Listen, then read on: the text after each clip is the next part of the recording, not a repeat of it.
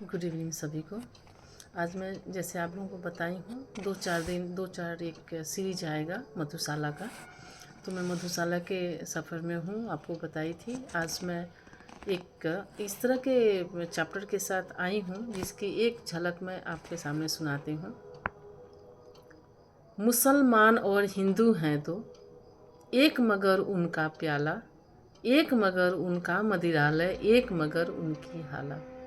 दोनों रहते एक न जब तक, मंदिर मस्जिद में जाते, बैर बढ़ाते मस्जिद मंदिर मेल कराती मधुशाला।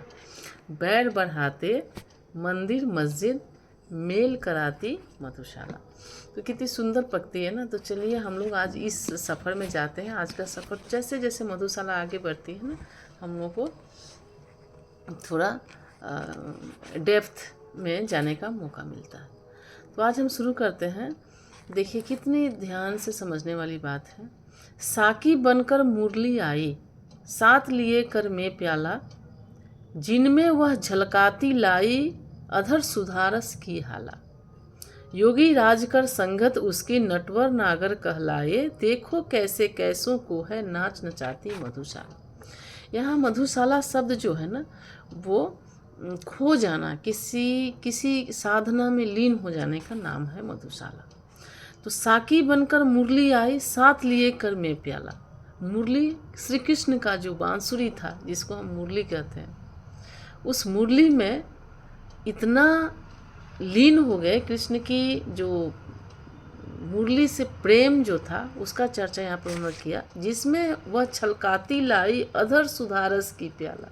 उनके अंदर जितना प्रेम था वो सब उभर कर आया, किसमें? मुरली के धुन में। योगी राज कर संगत उसकी, नटवर नागर कहला। योगी राज यानी श्री कृष्ण।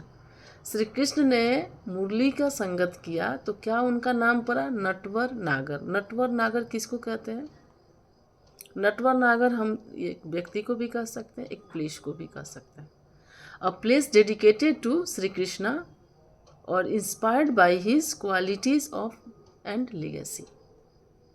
श्री कृष्णा का जो नटवर नागर है ना, वो एक a place of dedicated to Shri Krishna, एक जगह। और नटवर क्या है? Another name of lord Krishna associated with him and his role as a charming and playful and artistic deity. It emphasizes his divine beauty and charm. तो श्री कृष्णा का मुरली के साथ प्रेम होना ना, उनका क्या हो गया उससे कि वो नटवर नागर कहलाए, यानी जितनी कला है उस कला का केंद्र कहलाए, क्योंकि उनका मुरली से अटूट प्रेम था।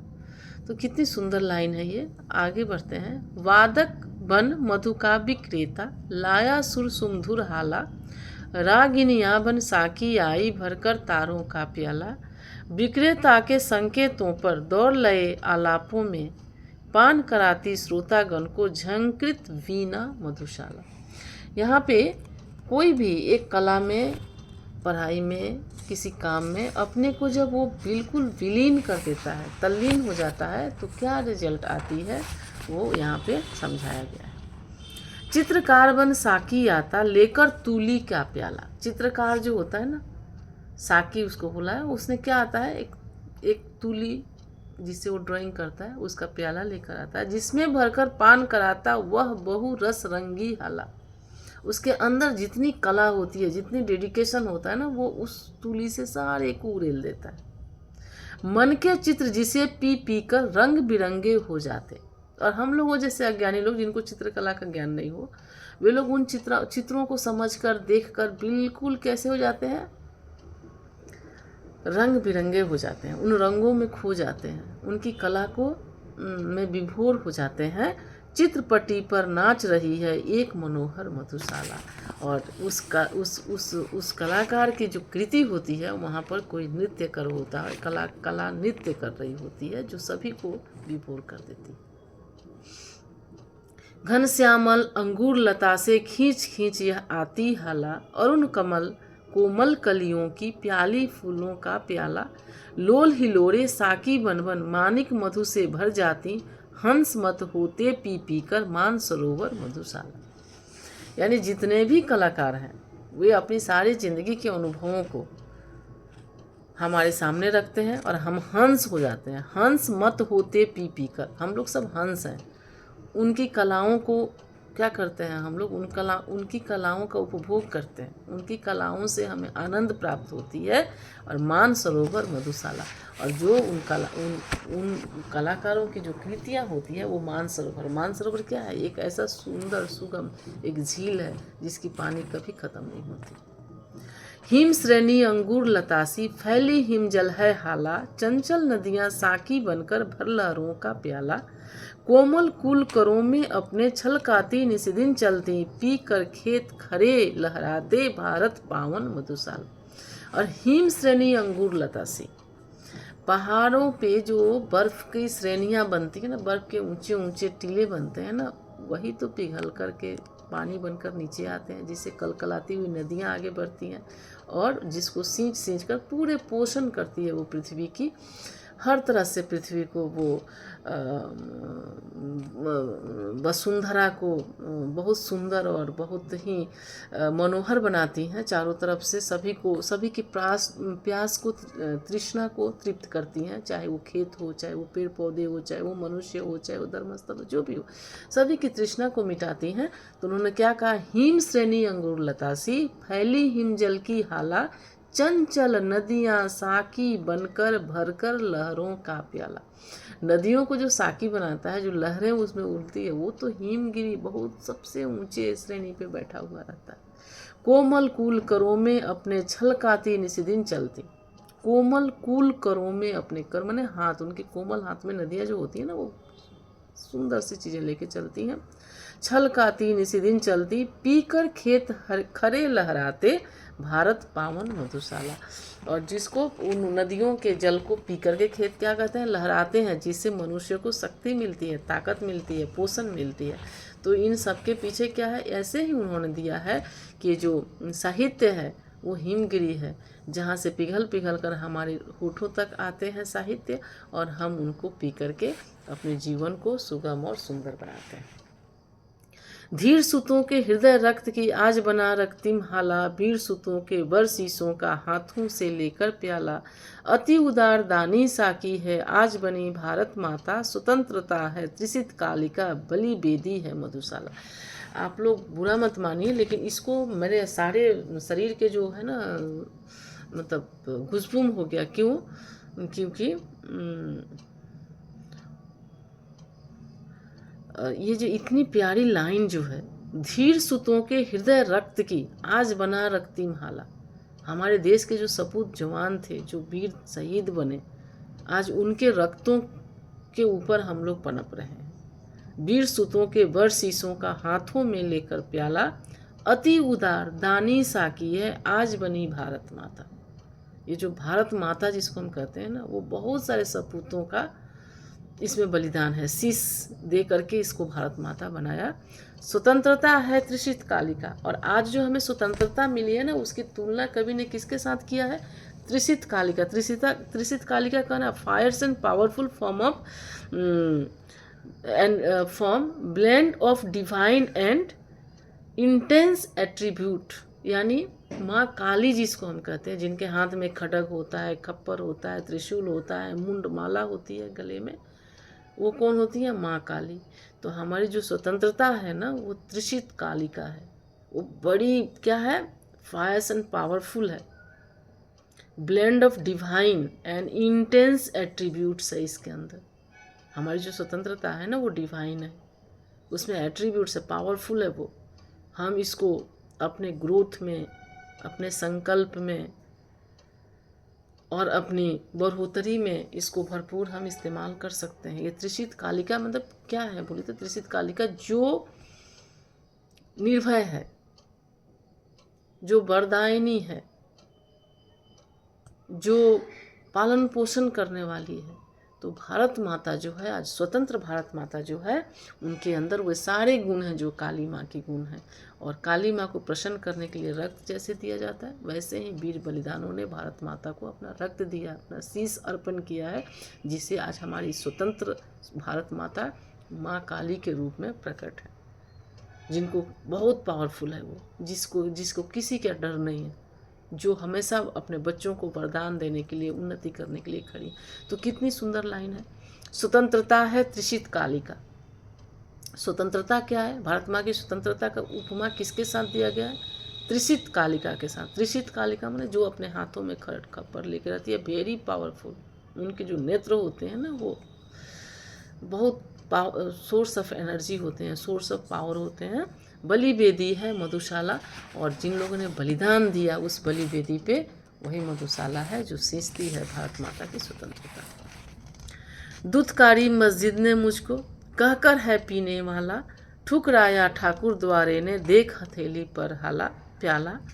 कहाँ ठिकाना मिलता जग में भला अभागे काफिर को, शरण स्थल बनकर न मुझे यदि अपना लेती मधुशाला। जिनके दिल में ध्यान और जिनके दिल में प्यार है, हर धर्म के ऊपर जिनके दिल में प्यार है, वे नहीं देखते कि ये काफिर है कि संत है, अच्छा है कि बुरा है। उनके हृदय में प्यार होती है और उनको सभी को प्यार से गले लगाना होता है। काफिर अगर है तो काफिर बनने के पीछे भी उसकी कोई दर्द होगी, कोई कहानी होगी, और उसको अगर हम प्यार से अपनाते हैं तो वो निश्चित रूप से हमारे साथ मिल के हमारा शक्ति को वृद्धित करने वाला वो जरूर ही बन जाएगा। इसलिए उसने क्या कहा, दूधकारा मस्जिद ने मुझको, जो सिद्धांतवादी हैं उन लोगों ने सुधार करने की कोई गुंजाइश नहीं रखी, कोई मौका नहीं दी। कहकर है पीने वाला, उन लोगों को तो बस उसको हटाना है, दूर करना है, तो उसमें दो ऐब निकाल लिए। ठुकराया ठाकुर द्वारे ने देख हथेली पर प्याला, और जब मंदिर के सामने गया तो उसने देखा इसके तो हाथ में मधु का प्याला है, ये तो पीने वाला है, भगाओ भगाओ इसको।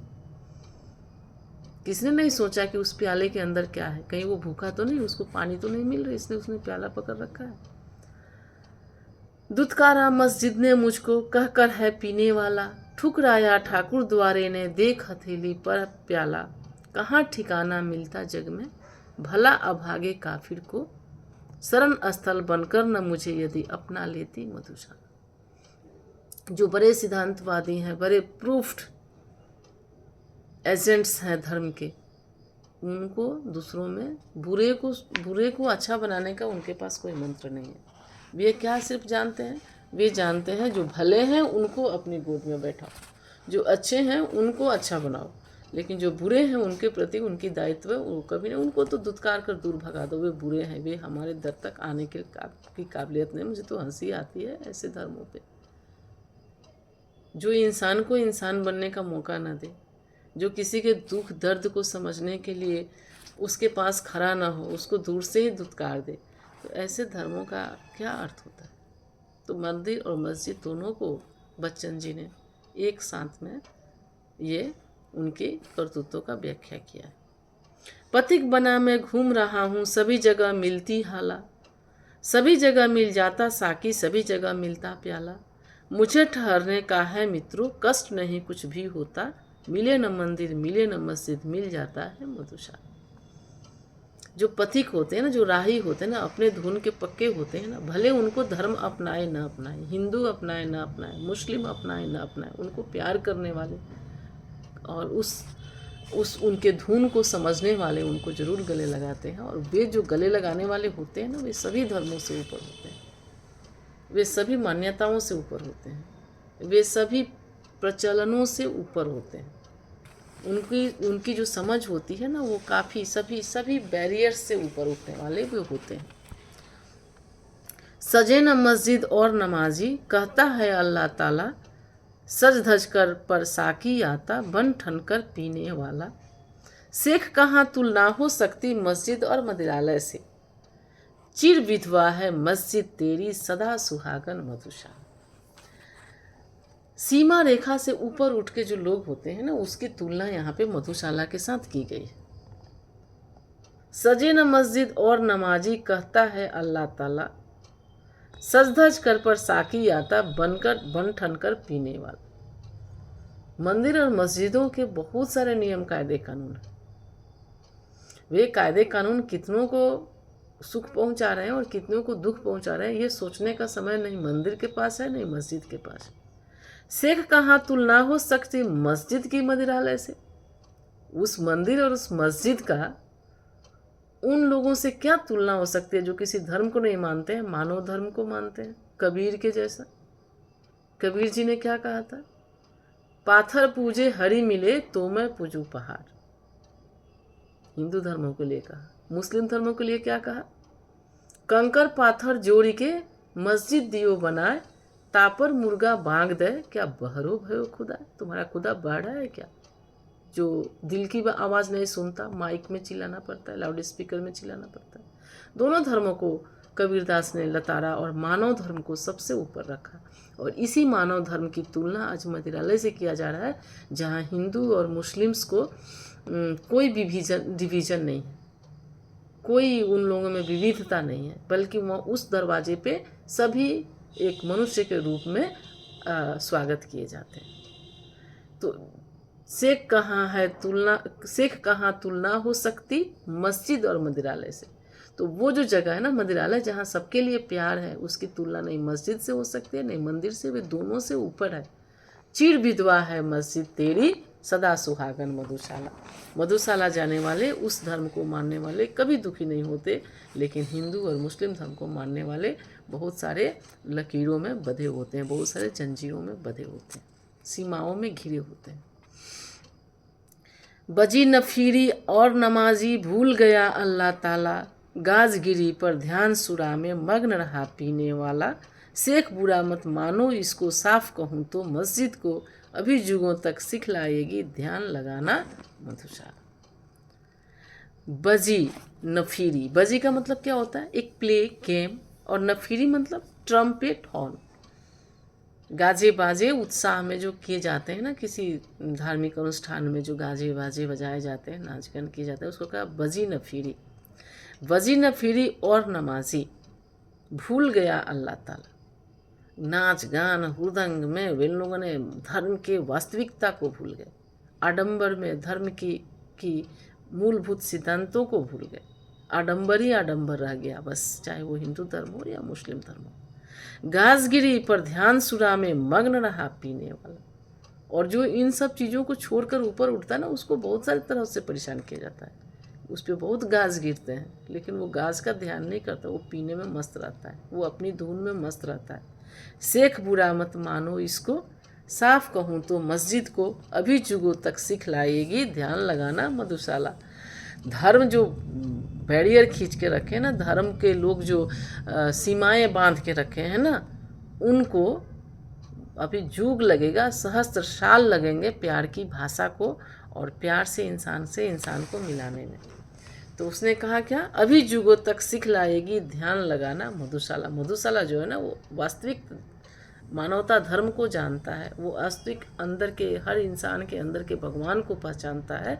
मस्जिद और मंदिर को उस धर्म तक पहुंचने में अभी बरसों लग जाएगी, इसलिए अभी जुगों तक सिखलाएगी, कई जुगों तक सीखना पड़ेगा ध्यान लगाना मधुशाला। ध्यान किसको कहते हैं, मानव प्रेम किसको कहते हैं, एक दूसरे को समर्पण किसको कहते हैं, ये सालों लगेगी सीखने के लिए।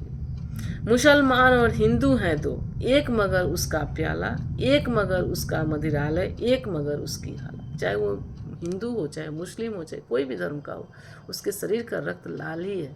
उसके सोचने समझने की तरीका, हर धर्म में सच्चाई और अच्छाई को मानने का ही निर्देश दिया गया है। किसी धर्म चोरी करना, झूठ बोलना, बेईमानी करना, दूसरे को ठगना, दूसरे को निंदा करना, किसी से जेलसी करना, ईर्ष्या करना, कोई धर्म नहीं सिखाता। चाहे वो हिंदू धर्म हो, मुस्लिम धर्म हो, कोई और धर्म हो, सभी धर्मों का सार एक ही है, सभी धर्म एक ही हैं, एक ही सिद्धांत लेकर चलते हैं, भले उनके समझने समझाने के तरीके अलग हो। तो क्या बोला है, एक मगर उसका मदिरालय, एक मगर उसकी हाला, दोनों रहते एक न जब तक, मंदिर मस्जिद में जाते, बैर बढ़ाते मंदिर मस्जिद मेल कराती मधुशाला। मंदिर और मस्जिद क्या करते हैं, इंसान को इंसान से दूर करते हैं। इंसान के डिवीज़न, उनके भेदभाव, उनके बहुत सारे नॉर्म्स, बहुत सारे प्रोटोकॉल्स बताते हैं। लेकिन मंदिरालय जो है, जो प्यार का जगह है, उसमें एक कोई भेदभाव की ज़रूरत नहीं होती है। वहाँ बस प्यार ही प्यार बढ़ता है, वहाँ बस प्यार ही प्यार मिलता है। तो इस तरह से मधुशाला में मुझे इतनी गूढ़ लाइनें मिलती हैं, इतनी पवित्रता मिलती है, जो शायद मुझे और किसी ग्रंथ में मिलता है। सबका अपना अपना तरीका है, लेकिन बच्चन जी ने जो यहाँ पे दिया है ना, वो सभी बच्चों को, सभी लोगों को समझने की ज़रूरत है। फिर मैं अगले पंक्तियों के साथ आपके पास आऊँगी। तब तक के लिए मुझे इजाज़त दीजिए। धन्यवाद।